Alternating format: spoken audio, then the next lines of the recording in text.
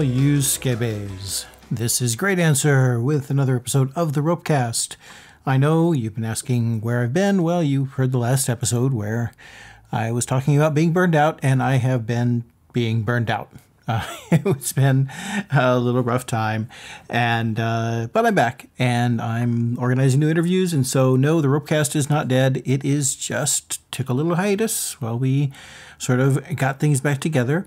A little bit of an adjustment while we stopped doing the traveling grooves. I'm happy to say we're still going to do grooves, though, here in Madison. If you feel like being completely crazy and coming to Madison in February, we have just announced the Madison Grew, and you can find out more about that at madison.grew.space, and pre-sale tickets are available, and it's going to be fun, and it's going to be just all the Grew-tastic things that you've had, but I've been really happy to see other event spaces going on.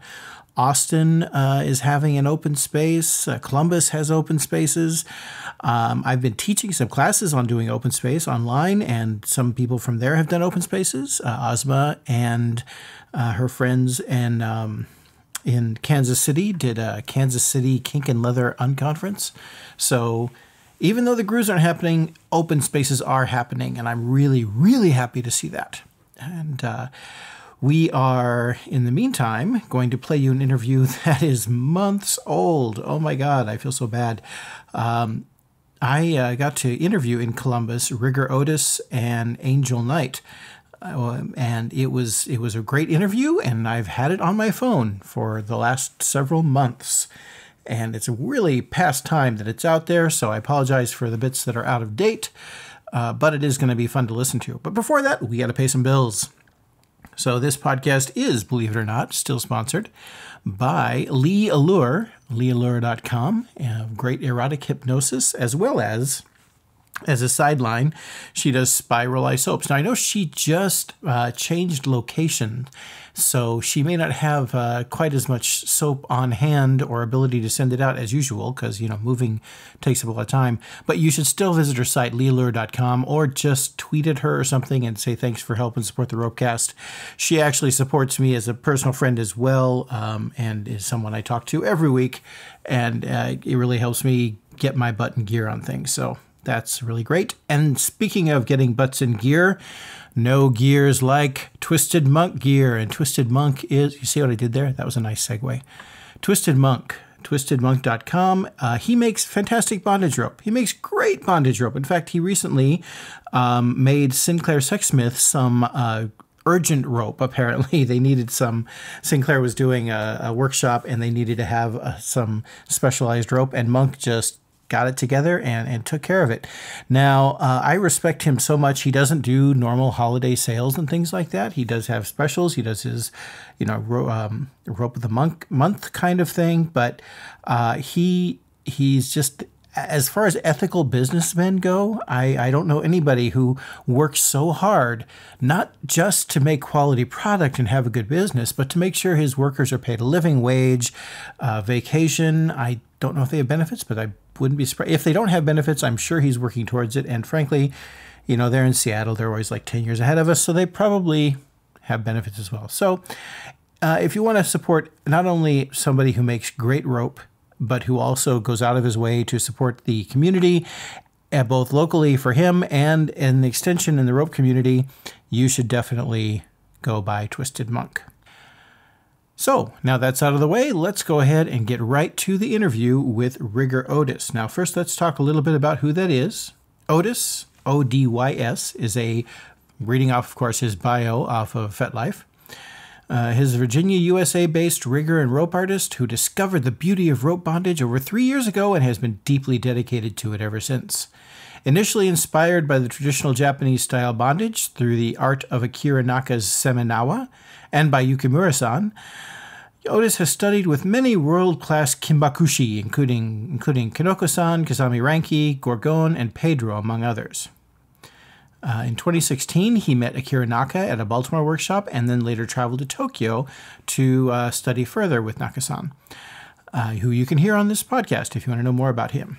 In 2017, he created the Kinbaku Odyssey Studio, where he continues to study it. And the rest of the stuff, I'm going to go ahead and let you hear on the podcast. I will also say that I saw his class at the Columbus Rope event that we were at, and it was really, really fun and really good and beautiful. And I got some good sketch notes taken too. So I'm going to put those sketch notes up for free on my Patreon, greatanswer.com. Nope, sorry, wrong way. Patreon.com/greatanswer. And you can take a look at that and enjoy it and see what you think. So here, without further ado, is RiggerOdys and AngelKnight in Columbus. We are at the Columbus space, and we are at the recursive acronym named ACE Rope Weekend. And I was really excited to see that when have we met before, Otis? We met at Rumble Group. We met at Rumble Group. That's yes. Right. So first time I've gotten to actually see you teach and things like that. And Angel, I don't believe we met before either. No, but I'm sitting here at a table. Let's all scoot a little closer. I'm sitting here at a table with AngelKnight and RiggerOdys, and they have been teaching some really great classes here at the event, especially since they complement Naya in my class as well.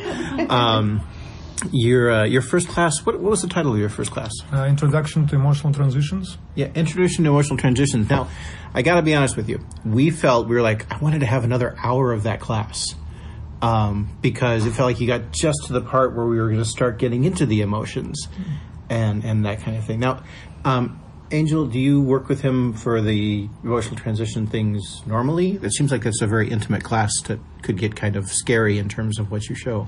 Well, since I've been tying with Otis, since June? May? Maybe May or June. We've done a lot of the emotional transitions in his studio. But as far as being his bottom for a class, this was the first time. Oh, wow. Really? I did not show. Yeah. Well, thank you. Cool. Yeah. So one thing I want to say about this class is actually, when I designed it, is actually one-day workshop. So it's a yeah. Yeah. That I would get that. So the way this progresses is we talk about the fundamental building blocks, and then we use this to apply to this, to all of the shapes that I try to get to. And, this is just application of, thinking that Kimbaku is about embodying the mind. And how do we really use rope to actually show that and show the intent? You had kind of that killer phrase at the very end of your last class, which the title of the class itself is great, Tying People, Not Patterns. And then you had the... Then you had the part where you said, it's not, if you didn't like the name hog tie. And the reason why was because it has the tie in the connotation of it. And so the whole idea then, in what I've seen in a lot of the times, is that people are really boxed into thinking how to tie specific tie or specific pattern. And I think once you unbundle this mind and mindset like this, and you say, well, I just want to tie a body in a specific form because there's certain intent that I'd like to actually have, it frees your mind a lot from the patterns and helps you tie in the moment. And now, it doesn't change the need for fundamental skills, right? Exactly right. So the idea here is that we want to tie with solid fundamentals, at the same time applying very basic techniques, but they shouldn't be very, very advanced in the sense that it's like all these different knots and bolts, but they have to be done right. And I think the advanced level in your rigging comes when you can really meaningfully combine simple elements, but do them very well, but in a manner that your partner never feels that. It's just kind of this what I want to describe like a dance. Like a dancing with a partner. So this actually takes it out of one of the complaints I've heard from bottoms who actually switch. Not about me, of course, but the complaints they say is, I don't like knowing how to do the ties because then if they do something wrong, it throws my headspace out. And so it seems like that would be a good way to kind of, you're not in the headspace to begin with because you never know what tie is going to happen. And it's more about a tie for an effect as opposed to a tie for the sake of the tie itself. That's exactly right, yes. Do you find that there are bottoming techniques that work better when you're working with Otis as opposed to other people? Any fundamental skills there that you have needed? As far as fundamentals, I mean, not really. I mean, I think I pretty much know my body, like where the nerves and where the rope should go. I've never tied with anybody like Otis before. All the other riggers I've tied with, it was more for, we have to make, and I know you don't like the word, but you have to make this shape. You have to make the rope look like this, you know. Your body's supposed to do the your rope. Your body's supposed, right. Or, you're not flexible enough to do what I want to do, so we're not going to do it, or we're not going to attempt. What I found as a rope bottom tying with Otis is it's a dance with the rope. I'm dancing with the rope. My body is being formed with the rope. It's like becoming one with the rope. So, so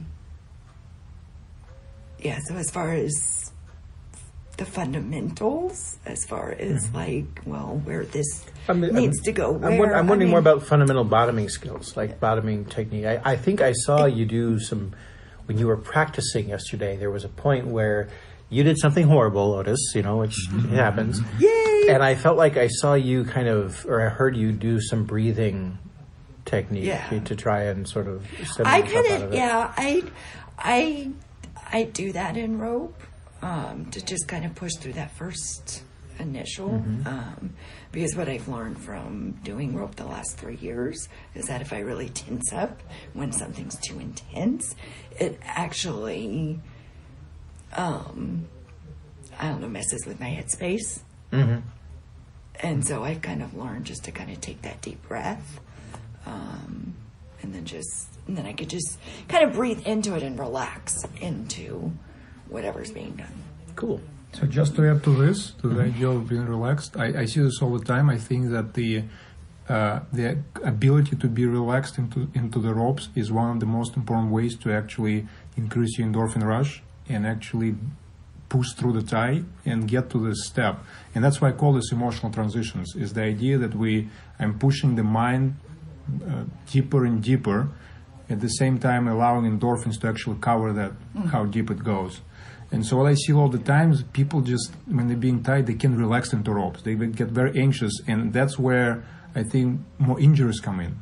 Because thinking about how your body is structured, if you have a nerve and you're very tense, you can basically your nerve becomes like a rope, like the tension can be cut in just one slice. Right, compression. Yeah, when you relax, the rope kind of flows around you, and it also allows you to kind of be in that space. So that emotional transitions allows step by step getting you there. So just taking somebody off the ground and push them into a single ankle inversion, it's not going to achieve that kind of deep mind space. It maybe look cool and maybe showy, what somebody referred to that as a circus bandage. Yeah. I have this expression too, because seeing what sometimes happens is that just it looks cool to the audience, but it's unclear what it does to the actual person. Well, and for me, I'd like to add on that, just being pulled up, that's a shock to my body. And it's something that takes longer to get in that headspace, where with the emotional transitions, and to talk about building up, I get into a headspace quicker, and I stay there longer. I also want to be careful not to yuck people's yum. There's nothing wrong with performing. I mean, I love performing, and I love people that do the acrobatic stuff and things like that. But I think that there is a lot deeper stuff that's a lot more accessible to more people if they take the time to go into that kind of space. Right. How did you come to start doing this style of tying, Otis? What's your rope story? So the rope story starts maybe around 3.5 years ago. It's a funny thing is I dabbled a little bit of a swinging community, and I showed up to a party. And it was actually a kink party at the same time. And somebody gave me a rope, and they said, tie something on me. I said, I have no idea what it is. And I remember to this day, this person told me, just make sure the rope don't fall off me. And actually thinking back right now, Good word, yeah. this is exactly what we're doing. We're creating shapes, we're creating body positions, and just place rope so the rope just doesn't fall off that particular shape and it just stays there. So that's very simple, amateur approach actually does work. And so Swinging the Gateway King. yes, then I honestly I did not know that rope education is actually a thing of any kind. And I learned about a workshop, and at the time I had some DS dynamic going on, and that person decided to back out of the workshop that I decided to take. And actually I've been in that situation initially a lot of times where people back out, and it's very stressful because you have to find somebody else to go to those workshops. And I show up to this workshop it was done, I think it was around New Jersey. Oh. And Kanzo and True Blue was teaching at the time. Okay. And so I know there is some kind of split between them, but Yeah. so they were incidentally were teaching that kind of Naka style things. You said the word. You said the word Naka style. I said the word Naka style, but that's how it was advertised. I Okay. didn't know anything about it. Right. And I didn't know what was right or wrong, but I actually have seen the pictures and kind of done in that style, and it really called out for me. In a way, it was actually, the rope was kind of like a way to induce the emotions, induce this beautiful suffering. It's very erotic to look at this. And to me, this Kinbaku is almost like a combination of SM and erotica together. So that's very deep, fundamental to me, how I think about it. And I started learning. I didn't know, but in that workshop, I realized that I cannot tie anything. It was really eye-opening experience. But I got to meet some people in the community and made a goal of tying, put a lot of practice effort into tying this. And as everybody growing up with this, you don't know where to look, what style you're going to take, what it is that you're trying to get out of. I attended, I think to this day, maybe over 20 weekend workshops and as much of classes. And, I learned a lot of things, but it also clouded my mind a lot. And so, Yeah, I can see that. and so because it's a lot of mix of different things that people try to do. And, in the States, I always see this idea, how we call our country melting pot. And I think this is very reflective of a lot of how people tie here. It's like a combination of many, many things. I think the only person that I really think can meaningfully and beautifully mix style is Pedro. And I really respect Pedro for that. He really is able to pick best of every style that's out there and make something of his own. And we actually think very similarly, is the idea that he looks at, have a very interesting way of thinking, where he says, well, what is the most vulnerable spot on you, and I'm going to attack it more, and I'm going to implement. You're going to love it. Yes, but then he's going to say, but I'm your friend. Yes. And so his way of tying is in a way similar to how I present it, is that he tried to apply rope to actually get the intent that necessary. And I think that's the key thing. So he's not trying to create any specific tie out of the styles. He wants to use the elements to achieve his goal of the intent of how he wants to tie a person. Right. You said something at the end of your class that just blew my... I was done with my sketch notes and I pulled them out again because I had to write it down. And it was something along the lines of, you said, I play, I see what emotions come out, and then I use the rope to secure them. Right. And I thought that's such a brilliant way to have a different objective than, I'm going to try a dragonfly harness and see how long you can stay up, and the amount of time that we can have you in the air is going to be a measure of success. So that kind of thing is a different kind of goal, and I think to some extent it's an easier kind of goal because it's all externally motivated. It's how much time from outside. It's not how much subjective time you're going to spend in something. And I'm not surprised to hear you. We had actually commented about the similarities to Pedro, even in your teaching style. I think, do you think that has to do with the fact that both of you were very influenced by Naka? I'm not sure whether there's this actually connection that way. We think a little different. He is more of a sadistic person, I think, in the way he thinks about tying. I'm more on. Do you think of him as sadistic? There's been some times we've done where he's been pretty sadistic to me. Yeah. So, but he's he's more, well, it's like a fine line between a sensual sadistic to just really just an asshole. Just an just an asshole, like the other sadists I've played with. Yeah, his is it's not like I am going to really hurt you and then laugh at you. It's more, and it's not from an emotional standpoint. I mean, like yesterday you were talking about the humiliation, and I love being humiliated, but his sadistic, the way I view humiliation and sadism, the humiliation for his sadistic part is more of being exposed to those, if I could be so blunt, the pussy, the breast, compared to just being sadistic, delivering the pain wise and the humiliation. Does that make sense? Yeah. I'm probably tripping over my words. No, that makes sense. Is that how you feel? Yes. So that's how I see him. I want to add this. Somebody asked me yesterday here, what style do you tie in? And I said that I tie the style that my heart calls to. And so I describe myself, I discovered myself as being what Angel is saying, essentially sadistic, and that's my style. That's how I like to tie.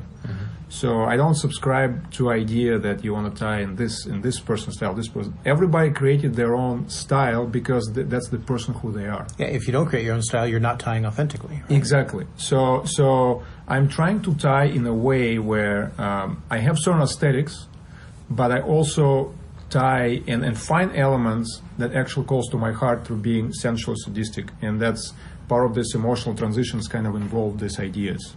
So one thing I was demonstrating today is with this hair pull, that could be, that was great. Yeah, that's and so the way I do this is that I'm building on this. That's the transition. So essentially what we had is she was laying down in the same pose. I pull on her hair. That's a different emotion that I basically created. So I did not change the physical position of the body, but I created a different. It changed the vulnerability of her. Yes. Because I was looking at it originally. Then looking at it to describe this for the audience that is listening to this. She was lying on her side in a gote. Her hands were behind her back.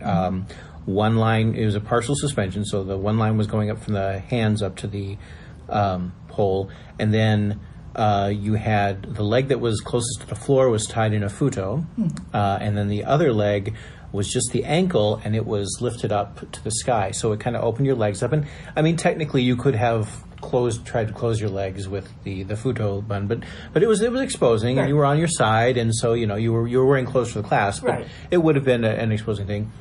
And then when you pulled the hair, the change in the arch of her body. And I'm going to maybe embarrass you here, but the change in the arch of her body, not only did it expose more because her breasts were pushed out, but also because of the fact that, before that, she could kind of see her own pussy crotch area that was exposed. You kind of look at it. Suddenly you took that away from her, and she couldn't even see what was going on down there. And that increased the vulnerability. Just that one simple pull increased the vulnerability exponentially from the audience. So, Absolutely. That really looked good. The topic you said, tying people, not patterns. It's really interesting that you're focusing on this here to me, because I've had a couple of people complain about ropecraft, which, as we know, is a great bondage event. If I do say so myself, but complain that there weren't enough pattern classes in there. So it's interesting to me, and I love the idea that the patterns are not what it's about, and why is it that why do you, I won't say you're dissing on patterns, but how I guess what I'm asking is, if we're not looking at patterns, what kind of classes should we be taking or doing? It's kind of a hard thing, because I think you're not really completely saying that you're not tying without patterns, because there are patterns to almost anything that you do. Right. It's the step that you take. Yeah. I'm disagreeing with the idea when you have a class that focuses on steps in doing rope. So when I'm tying this gote, there is some particular pattern, but I'm not thinking about it in terms of the steps that I learned from person X, Y, and Z. I'm thinking from the perspective of the person I'm tying right now, and my goal is to increase their vulnerability by taking their hands back, and that's how I want to tie it. But as I was also talking about this, I also have specific intent. Do I want to just use this for the floor tie, or I want to actually do some suspension work with it? Then I have to start building things. So I think that the classes that kind of show specific ties, that's okay. And that's returning again to Pedro.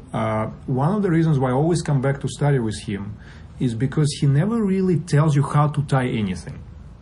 He gives this idea where you have upper body and lower body, and he would take positions in lower and upper body and combine them to create intent that he wants to do. But there is no specific way how he's going to do it, and he's going to tell you this up front. You can tie your goto your own way, you can tie anything your own way, but he can come up to you and tell you that's not going to work for you. I remember he told me that, it's not going to work for you.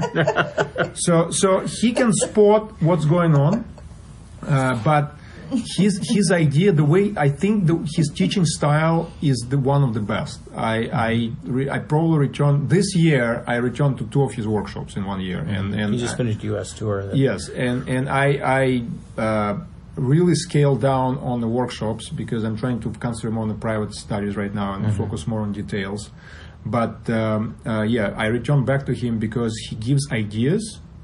And he breaks them down in a way that they're extremely creative, but they still understandable for Western mind. Because sometimes it's very hard to kind of grasp, and he breaks everything into levels, positions. So in a way, it's easier to Western mind to grasp. Yeah, we do need it. We need our recipes and our little. But he does it in a way that you just like. This is really mind blowing. How this could even possibly work. And so, but it's never coming to a point is that we're gonna study this thing in this 1, 2, 3, 4, 5 ways, and that's how you're gonna do this. And I think this is maybe a way if somebody teaches a Tropcraft classes in this way. I think it's very interesting to structure. So it's not just we're not tying anything with any kind of pattern. I mean we always have some kind of pattern, right? And they're fun, But not pushing someone to tie differently because this doesn't work for you. But you also have to have an eye to whether this actually going to work for the specific intent, right? When he says it's not going to work for you, that means that the way you tied this is not going to work for this specific way or what we actually were studying at the moment. I kind of wonder if the difference between the patterns versus what we're talking about, this more, I don't use the word holistic, broad-based or principle-based education is kind of makes me think of the idea of like if somebody knows how to do measurements and knows how to do temperatures, they can take a recipe and they can create a dish. That does not make them a chef.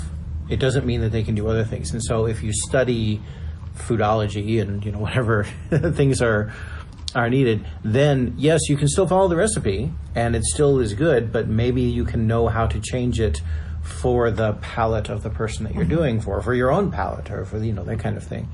So it's not you don't learn how to do recipes and learn the techniques, but you're gonna you're deepening your understanding of the why things are the way they are. I know that when I had it was really frustrating actually. I had spent a long time. Tension in TKs was not something when we first started tying TKs here in the U.S. was not something we were really concerned about, and so I started getting criticism from people saying, "Oh, your tension's all off, and of course this is not the bottoms who were saying this was people looking at them. So finally I'm like, okay, fine, I'm gonna pay for a private lesson, and I'm gonna learn about tension, and so I went to Fabiola in L.A. Spend some time, and it was really frustrating because I was expecting something of, okay, you want to be able to do exactly this much and this will do it, and it was a very vague, well, sort of, no, we need this seriously, feel this, and it was very much, and it was frustrating for me at the time because I had come from, really all we had originally was these pattern-based things, with the possible exception of Midori's selective art of Japanese rope bondage. It talked a lot about feelings, and honestly, people were frustrated at times with that for the book because they were expecting it to be a pattern tie. Show me how to tie up Dita Von Teese like you did on the cover, and then then I can do it. and instead she talks about feeling and communication and all these other things. I don't want to say soft skills, but the conceptual stuff.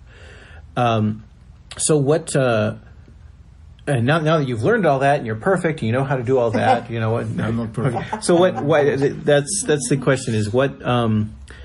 Where do you want to push your studies? What are you looking to learn more of?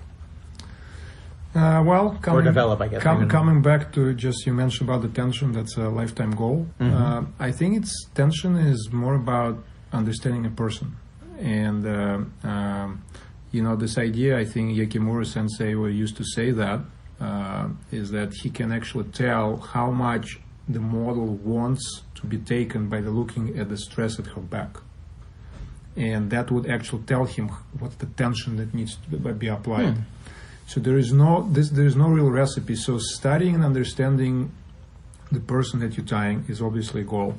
I like to work on aesthetic details. I work a lot on levels, and that's another thing that I kind of start to explain to people and also practice a lot is understanding the levels. The levels is what sets this what I call emotional transition. When you say levels, you mean like as in floor? No, the level of the body. Oh, okay. So how do we maintain specific way that we can level is a horizontal or is asymmetry or what, head up, head down? Yes, what level of the body? Gotcha. And this is surprisingly one of the most difficult things to master. Is seeing where you stop uplining so that the rest of the body is in uniform, is in harmony. And that is where the whole energy of the tie is transferred. If something is not known to you that's actually not leveled, sometimes you can do it on purpose to create asymmetry, but that's a known thing.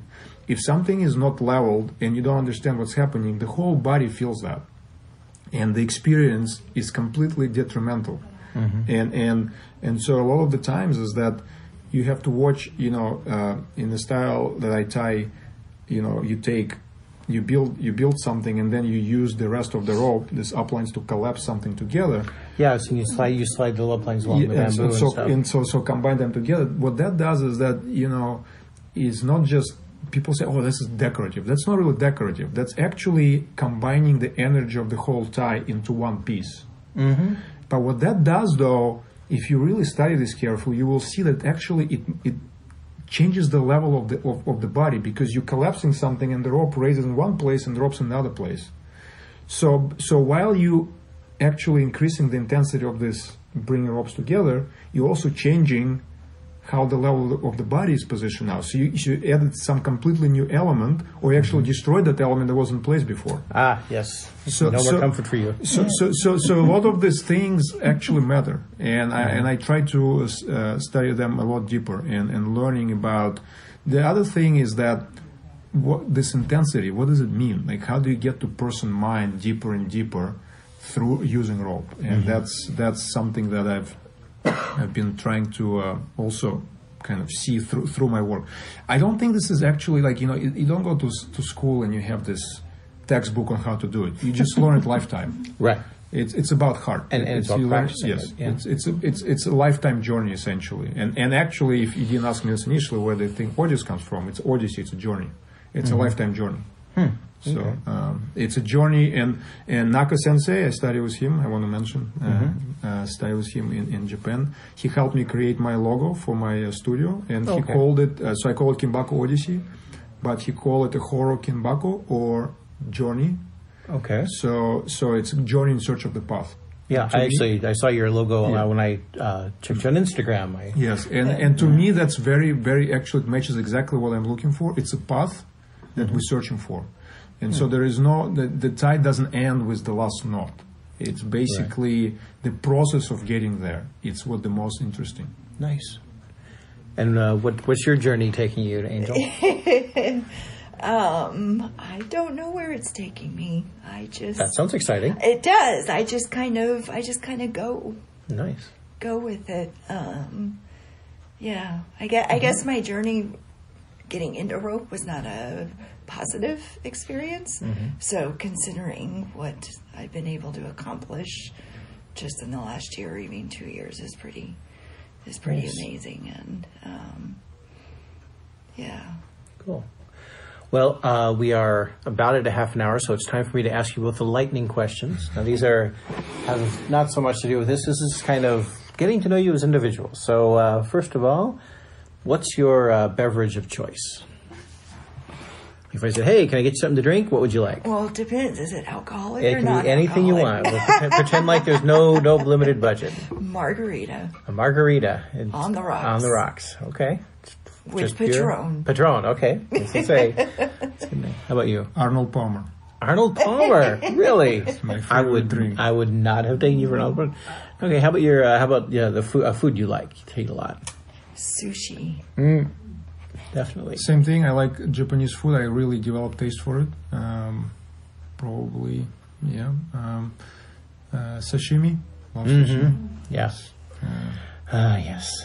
So I want to go and get sushi. Yeah. Yes, please.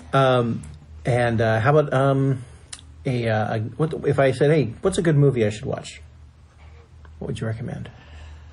Oh my goodness. It's been so what? It's been a long time since I mean, it doesn't have to be a recent one. It can be any movie. Like, hey, you know what? I'm looking for a good movie. What do you like? What should I have? I'm actually it's funny because people, especially being on FET, they're like, oh, you look so sweet and innocent and everything. But I'm actually a really dark and twisty woman. Okay. I mean, I like those movies where it's like the paranormal or the mind fucks and everything. Okay. And I think there was one that I watched that I would probably recommend because it was a huge mind fuck.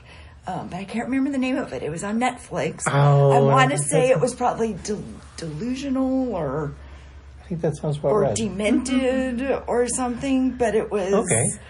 It was this guy who was actually mentally ill. No spoilers.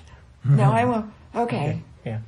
Okay, so we'll look. So I like those dark and twisty ones. Dark so and probably twisted that movies. one or the Purge. The Purge. Oh, Yeah, I know. There's a new one out called Assassination Nation that looks like it's even Ooh, worse I'm than gonna have The to watch Purge. that one. Oh, scary stuff. I would recommend you watch Naoetsu. Naoetsu? Yes, it's a series by Naka Sensei. You can find it on Japanese Bound. On the websites where you can buy the movies. Yeah, JapaneseBound.com. They've sponsored the Ropecast in the past. And also, the Rob Flicks that they have now that's also streaming. It's really an amazing series directed by him. There is a series with Gargon, Iroha. Oh, wow. And I think he's done one more. So that's the something that for people who want to understand that aesthetics and seminar are very deep kind of ties, it probably is an interesting thing to watch. Okay, so when electricity goes out like it did the other night, and we have to resort to reading books. What's a good book that you should read? Seriously? Yeah. These are the normal. These are the questions to show your humans. You know, I don't. A good book. Just name it. Yeah. Okay. I'll try to think of. I mean, I'm going to say Captive of Gore because it was up there in the I'm wall, going to have to. There's a good one. Love and Sex. Love and Sex. Okay. There we go. Book of Questions, Love and Sex. All right. Japanese for beginners. Japanese for beginners. The reason why I'm saying that, knowing a little bit of Japanese, if you're really into this way of tying, is important because a lot of the things that are being translated are really lost in translation. Gotcha. Yeah. Oh God, that's for sure. We've talked about that on the Ropecast before. Okay. So this is going to take a little mind experiment here. Okay. I've got a magic wand. Okay. And I can wave my wand, and anybody in the fictional, real, past, present, future, whatever, will appear, and they want to play with you. So the question is, who do you want me to have suddenly appear? It could be anybody at all. I mean, we have people that say, "Oh, I want to tie up Benjamin Franklin," or "I want to," weird things have come out of this. Harry Potter. I'm going to say this because after your presentation yesterday with Gorgon topping. Gorgon. Gorgon. Yeah. Okay. See, that's like realistic. Where am I? I might even listen to this. So. Yeah. I would say also Gargon. Oh. I actually really want to tie her. She just looks. I've watched her, and she Yeah. just, Or maybe she just looks. Roja-san. She just Roja? looks so sweet and everything. But then when you showed that where she was topping in the rocks, I was like, Oh yes. oh, yeah. I would so love to be topped by her. I'll send you those pictures I took from that series. That was at the Fire event a couple of years ago. So yeah. And I don't like my breast or nipple to be played with because they're so sensitive, and I instantly cry. But Gorgon for has her, that- I would let her torture them. That same thing. If she's just very deliberately does horrible things, and then you thank her for it. Yeah. Okay. What's something that when you go to the play space and you're going to a party, what's something people would be surprised to hear is in your rope bag or in your toy bag? No, I don't bring. Okay. Well, I don't bring one, but I think if I actually, you know what, I might have to start bringing one because someone I play with at AFA, I want him to use a meat cleaver on me. So, because I'm a huge self-proclaimed masochist out of rope too. Yeah. So probably when I start building my bag, it'd be meat cleaver. I beat Melina The more Williams pain, once the with a meat better. cleaver. Woohoo! We need to introduce her to Eternal Angel. Oh yes, Eternal Angel would be someone you could say yes. Yeah. No relation, but yeah. I mean, what about you? What's something that's unusual in your kit? I have a nose hook. Nose hook? Yes. Do you? You've been hiding that from me? What the hell? It's secret in my robe bag. What the hell? Well, you know what I'm thinking next time. Okay. We're incorporating that nose hook. So last one's an easy one. What is your favorite dirty word? Pussy. Pussy? Cunt. Cunt. Cunt is a popular one. Yep. Yeah. Pussy. Awesome. Pussy, Well- because it's so forbidden to say that in society. Oh, not anymore. Our esteemed leader has been grabbing them for years. But we won't get into that. So Naya and I have to teach in 10 minutes, so we're going to bring it to a close. Thank you both for taking this time. You took your lunch You break are so out welcome. for us, and I really appreciate it. And we'll be putting this out. If people want to get in touch or ask questions or just learn more about your work, what's the best way for them to contact you or to find out, see your stuff? They could go on FetLife for me, AngelKnight XXX, or Instagram, Angelic. I got Underscore Knight. Thank you. Yep. Yeah. And is but Angel- most of my stuff is on FetLife On because Fet- it's not censored. Is it all one word? Angelic? AngelKnight Angel- XXX, yes. AngelKnight, and Knight is with a K. Yes. Yes. Okay. AngelKnight XXX.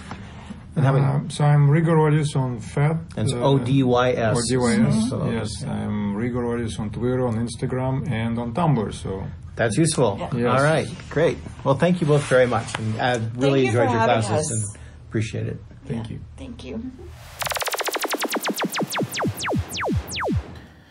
Now, I got to confess, one of the reasons why I loved this interview so much is because I've had people tell me that I don't teach enough pattern classes, and I've had people tell me that Ropecraft doesn't have enough pattern classes at it. And so to have someone of Otis's fantastic skill and talent talking all about how he learned from Naka-san that patterns are less important than process, oh, that just warms the cockles of my heart.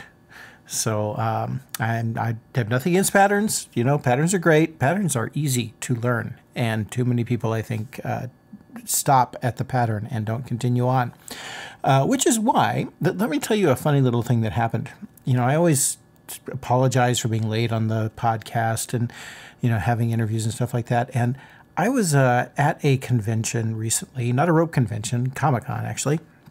And the person was talking about how he'd loved to get onto podcasts to promote his work, but podcasts are normally planning out their content 6 to 8 months out. And so it's really, you know, hard to get into the thing in a good publishing. And I sat there and I thought to myself, wait, you could do that? What? You could plan the podcast schedule out like more than 2 weeks at a time? Crazy talk. But this meant that I now have a list of people who I am asking to get podcast interviews, and I'm hoping to have them on the site. And if you have emailed me, I'm going to be going through my email and checking to see who might have asked if they could be interviewed on here in the past. If I don't, and you have, or you would like to, please email me, greatanswer@gmail.com. I am looking, especially, I would love to have somebody, whether they were on the staff or just an attendee, listen to me, whether they were staff, attendee, whatever, somebody who went to Ramble Grew. I would like to talk with them and just hear how it went and what they thought of it and what they got out of it, things like that. So if you'd like to be on the podcast, I would love to have you on here and interview you. And hey, maybe we can get a few of these in the pipeline so that they just come out regardless of whether or not I'm feeling all cheerful and stuff like that.